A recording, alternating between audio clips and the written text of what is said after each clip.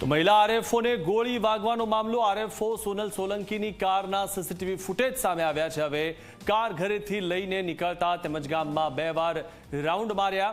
પ્રથમ જોખા ગામથી ધારુથા ગામ તરફ ગાડી ટર્ન લીધી હતી, ત્યારબાદ 7 મિનિટમાં ફરીથી કાર જોખા ગામમાં રિટર્ન થઈ હતી। જોખા ગામથી અકસ્માત સ્થળનું અંતર અંદાજિત 2 કિલોમીટરનું છે।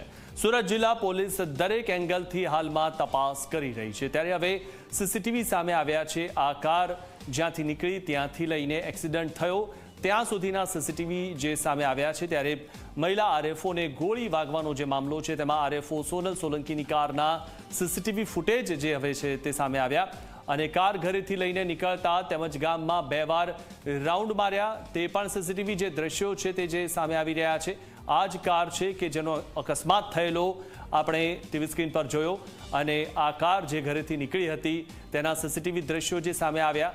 કાર ઘરેથી લઈને નીકળતા તેમજ ગામમાં 2 વાર રાઉન્ડ માર્યા તેના પણ સીસીટીવી સામે આવ્યા છે। ત્યારે પ્રથમ જોખા ગામથી ધારુથા ગામ તરફ ગાડી ટર્ન લીધી હતી તે સીસીટીવી દ્રશ્યો સામે આવ્યા છે અને ત્યારબાદ 7 મિનિટમાં ફરીથી કાર જોખા ગામમાં રિટર્ન થઈ હતી।